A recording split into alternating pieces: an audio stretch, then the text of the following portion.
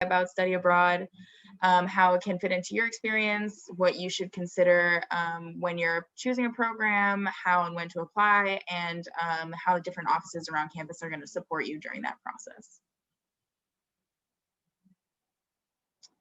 So of course, COVID-19 is really, pressing on everybody's minds right now. It's a really big issue, especially with study abroad. We do have a full-time health, safety, and security team that monitors the situation constantly. As some of you may know, we did have to cancel our spring 2021 programs, but after that, for summer of 2021 and moving forward, we are hoping to run our full programs. If you want updates about the COVID-19 situation, we do have updates on our website as well. The other difference with COVID is that we do virtual advising now instead of in-person advising, and I'll talk a little bit about advising options later.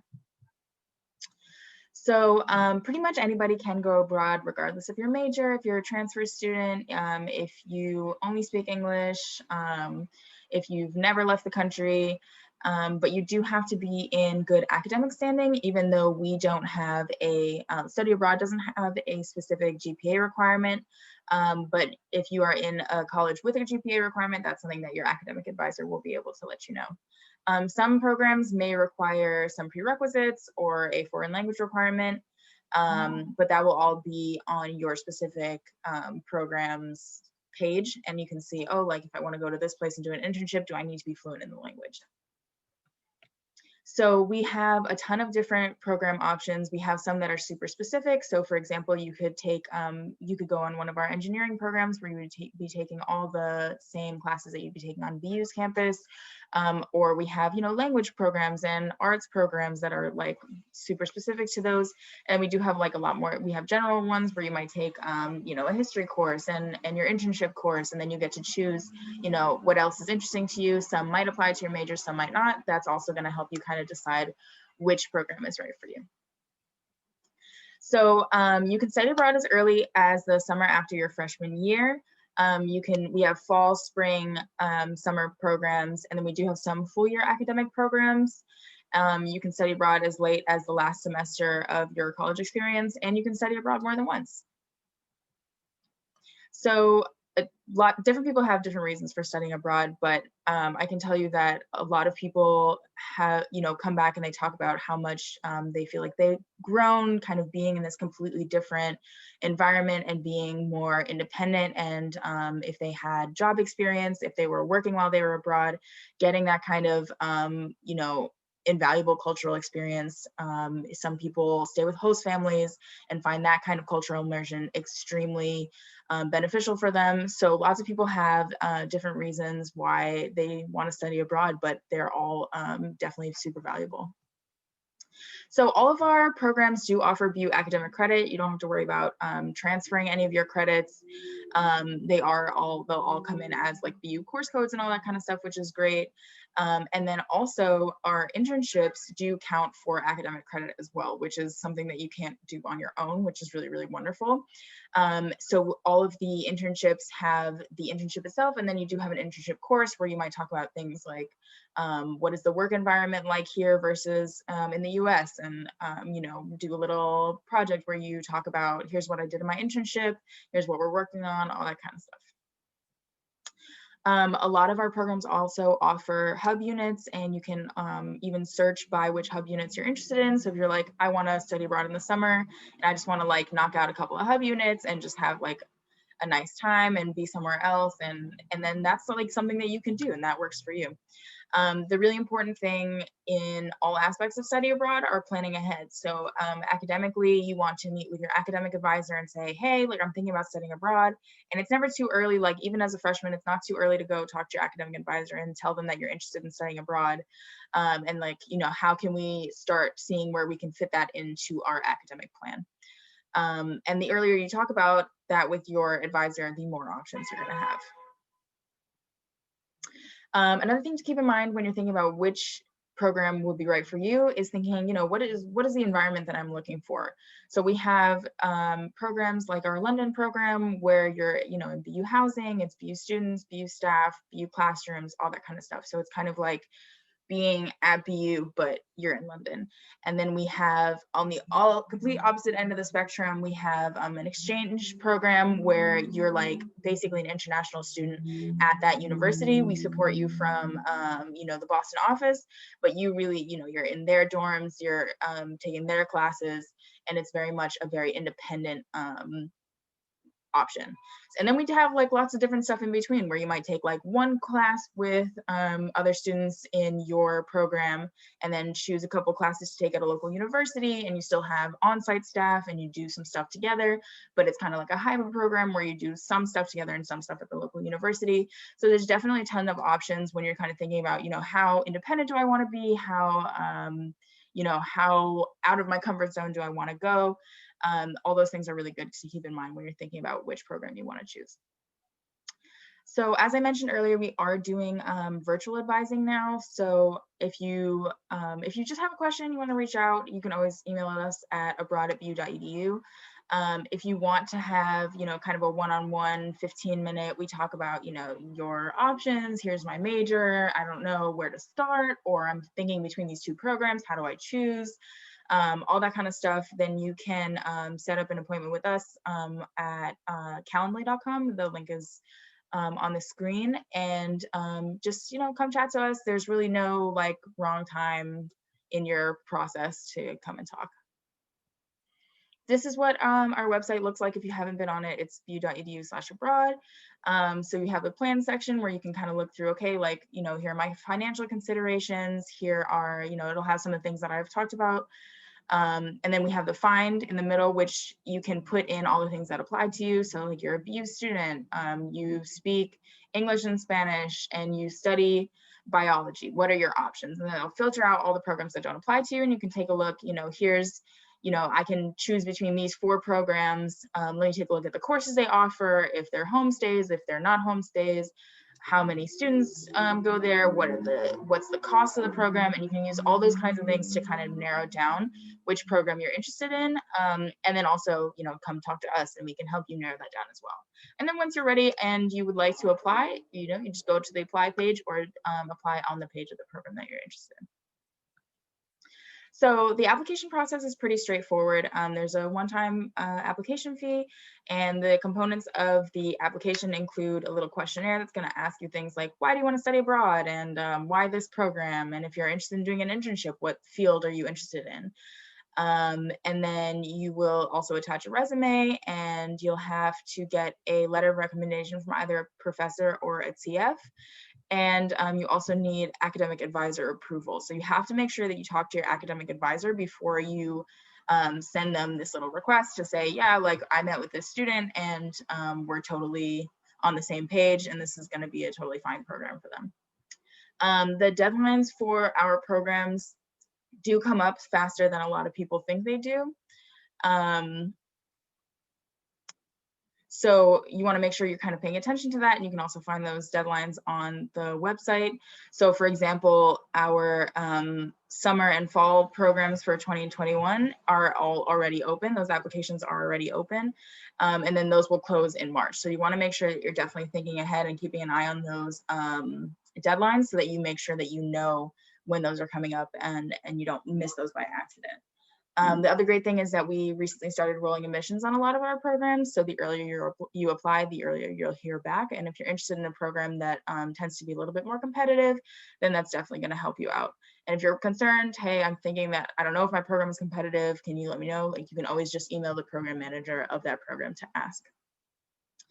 You can also apply to more than one program, but it's as an alternate choice. So you'll be considered for your primary choice first. And then if for some reason you don't make it into that program, then you can be considered for your alternate choice. So I will hand it over to Ryan. Hi, everybody. So yeah, I'll briefly kind of go through some of the financial aid, financial literacy aspects of studying abroad. The biggest things really are kind of similar to the academic side: planning ahead, connecting with the study abroad office, and then connecting with the Office of Financial Assistance if you do plan to utilize financial aid, or if you currently do have financial aid. And then we'll talk about kind of the other specific study abroad options for students outside of kind of their current awards. And then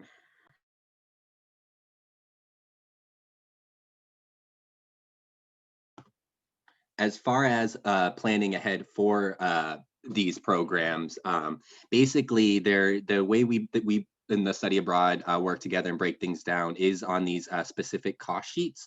You'll see one on an upcoming slide what I'm referring to, but they are kind of the best resource when seeing when kind of gaming out which programs, what their costs are, and comparing programs to each other.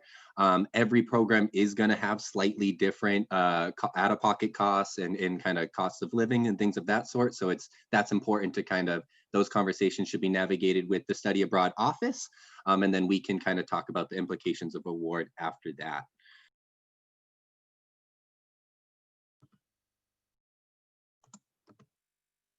Awesome. So yeah, in terms of the actual what the actual cost sheets look like, this is what I was referring to. You'll see they are pretty straightforward, and they're broken down in a way that is hopefully digestible when comparing kind of each program. The biggest things to pay attention to really are the total program charges, and then that total estimated additional expenses, and then the total estimated expenses in at the bottom. The total program charges are very much going to be the charges you're going to see on your bill. So those are the billed expenses.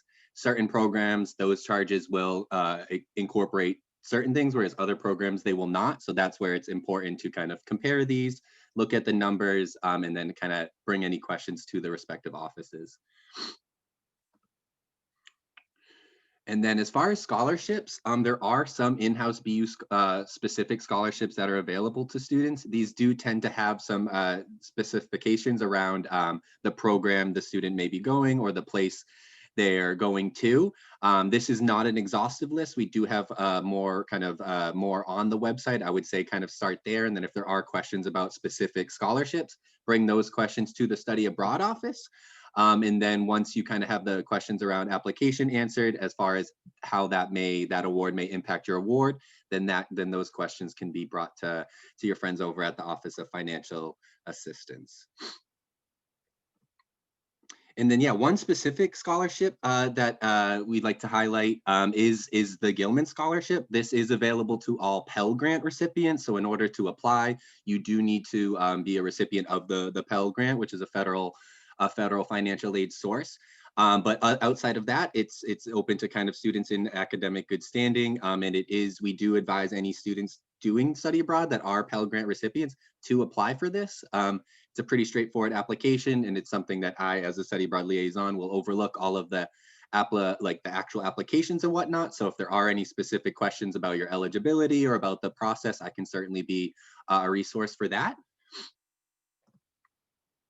And then as far as outside scholarships, that is something that I would recommend students do work with the study abroad office around what would make sense for them. But also it's something that I would leverage you all to do your independent research when it comes to these outside scholarships. There is kind of a lot of scholarships out there, and there's not a great kind of thing that's connecting the students with the money. So definitely don't feel limited to what is at BU. Definitely do your own research. There are things out there. And then if and when you do receive one or want to know the implications, that's when I definitely recommend connecting with our office. Thank you, Ryan. And I will say, just as an overview, for fall and spring semesters, almost all financial aid is going to travel with you for study abroad, besides the Charles River Housing Grant and Federal Work Study. And then for summer programs, financial aid does not cover those. But yeah, if you're interested in receiving updates from us about, application deadlines and applications opening up and events that we have, perhaps about specific programs, and like maybe the director is giving, a discussion about what the program is like and all that kind of stuff, you can scan the QR code and put in just your information so that we can add you to our mailing list and keep you updated on all study abroad related things. I think that's it.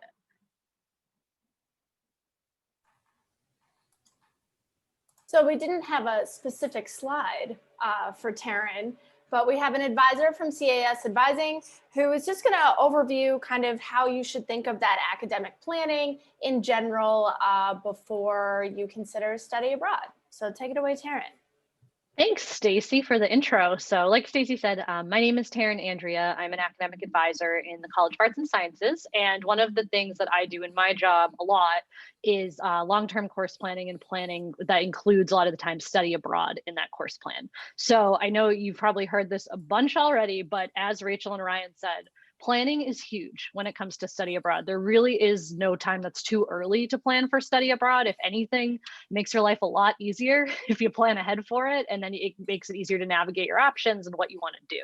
So the biggest thing is planning ahead. And what I mean by planning ahead is where you stand in terms of all of your requirements for graduation. So if you're a CAS student, your second language requirement, your hub requirements, and then your major and a minor if you're doing it. So it's a really good idea to just kind of start there with that planning. I think the best way to start with study abroad that I talk with students a lot about is just kind of that general planning, like what Rachel talked about in terms of just like chatting with the study abroad advisor, looking through the website, getting a sense of what options sound really interesting to you, because it is easier when you're planning ahead to kind of get a sense of like, okay, I'm thinking these programs in these countries, some of them have specific courses, and I'll get into more of that later. But I do think like starting out, it's good to just kind of look at what's out there and get a sense of what kind of programs you're interested in, because then your advisor can really work with you on going through like how to look at them and how to parse through which ones make the most sense with your plan and your goals. So when you take stock, please forgive me because I'm an academic advisor, so I love planning. So I'm totally going to walk you all through this for a couple of minutes of like what you can do now and how you can start this. So I'm going to drop this BU roadmap into the chat that you all have access to. It's also on the Hub website, but I love it because I think it's really helpful when you're starting to plan for study abroad. So when we're looking at the roadmap, I like it because it has all 4 years in one page, and then it has all your hub units on the right. You can write any notes about your major, minor, whatever on the left. And so what I really recommend doing is utilizing this to start making a plan of how study abroad is going to work into your 4-year plan. I know it seems scary, but it's really not. Once you do it, it actually feels a lot more manageable than if you're just kind of like, oh God, how is this going to work? So it takes, it takes some work, but it's actually really helpful. So I recommend starting with this roadmap and at the very bare bones minimum, looking at where you stand with your hub requirements right now. And you can do that really easily by, if you go on the student link and you just click on this degree advice tab, the sad gray tab right here, you'll remember it because it's the least colorful. And if you click it, what it's going to pull up is a report of where you stand with all of your academic requirements. One of our lovely peer mentors, Eva, has allowed us to use her degree advice report. So we have hers up. And so if you scroll down, it'll kind of show you where you stand with your second language requirement if you're a CAS student. This may look slightly different if you're not in CAS, but all of them have your hub requirements. So with the BU Hub, what it shows is every single one of your BU Hub requirements, and then where you stand in terms of, is it done? And if so, it's going to be green and checked off. Is it in progress? If so, it'll be blue and have like a little like squiggle showing like it's in progress. As long as you pass it, it'll be done. And then it will show you kind of all the blank things that you still have left to do with ads, which as first year students, you're going to have a lot of blank stuff. That's okay. That's expected when you've only been in 4 classes. So if you go through your degree advice report and you just kind of go through, okay, like I have historical consciousness, and you go on your hub roadmap and you start marking down the hub units that you have done already. And even if you have some AP credit, IB, make sure to mark all of those down. Once you have that roadmap, I'm going to stop sharing it for now. What I recommend next, once you've kind of gone through where you stand with your hub units, is to set up a meeting with your major advisor. So, or with your department advisor, depending on, what your declared major is, what school you belong to, and go through with them just kind of like an understanding of what all your major requirements are. If there is a typical like kind of course plan for how you move through those years. I say that because like if you're a history major, you really have a lot of flexibility in like when you take certain courses. But if you're, a biochemistry and molecular biology major, you really don't. So it kind of just depends on the major, how structured or rigid it is. And it's really good to get an idea of that with your major advisor. And then what I want you to do is go through with them not only the major requirements, but an understanding of how your major fulfills the hub. Because there are certain hub units that are just going to be fulfilled through your major. So for example, if you're a math major, you're going to get all your quantitative reasoning. That makes sense, right? But if you're a history major, you're going to get historical consciousness. So just getting an understanding of like, okay, here's where I stand with the hub, and here's how my major is going to fulfill certain hub requirements. And then you can mark that all off on your roadmap. And what that leaves you is whatever blank spaces you have left are the hub requirements that you still have left to do through outside classes. And so when you start looking at abroad programs and looking on the website for the courses that are offered and the curriculum, you can get a sense of like, oh, I can do that through my study abroad program, or I could take this course. And that allows you to get a sense of which hub units you're probably going to fulfill, possibly through abroad. So you can hold off on taking those for the time being and focus on the ones you know you're not going to get through your abroad plan. So that's like usually what I recommend for a starting point. Start with your hub requirements, talk to your major advisor and cover it with your major. And then if you're still like, oh, this is a lot to consider and I have a minor and I'm trying to fit in some other stuff, that's when you want to talk to someone in CAS advising, someone in my office. And you can make an appointment with any of us for general advising through Handshake. So if you log into Handshake and you go to the appointment section in the Career Center, you just click on CAS advising, general advising. And we work with students on that all the time, usually when it's more complex, because usually when you meet with your major advisor, you get enough information to work with it. But if you're still feeling confused or you need to walk through it, we are here to help with that. It's really important that you meet with your major advisor because they are going to need to fill out the advisor support form that is, as Rachel said, part of your application. So like that's where we sign off and say, yep, this sounds like a good plan. If you haven't met with your advisor or talked to them about that, they're probably going to email you and be like, what is this? So just make sure that you check in with them and so they know what your plan is. And so they know that the programs that you're thinking about make sense. And so you'll feel good about it going in and your advisor will feel good about filling out that form for you. It's also important to recognize that if you do programs that are not like BU specific programs and you go to external programs or programs like if you do external programs or exchange programs where you're taking courses at another school and not through a BU program, those will not carry hub units. And so they're still absolutely possible to do them, but it means that you just have to plan a little bit more for those programs because if you're not going to be completing any type of hub requirements while you're abroad, you've really got to make sure you're completing them in the other semesters that you're here. So planning is key. That's a big step to it. I'm trying to think of if I've forgotten anything, but I don't think so. Yeah. So highly recommend lots of planning. It's never too much planning is never really the case. And that way it gives you some flexibility in knowing what you need and which ways you can move forward and which programs work best for you. Thank you. Awesome.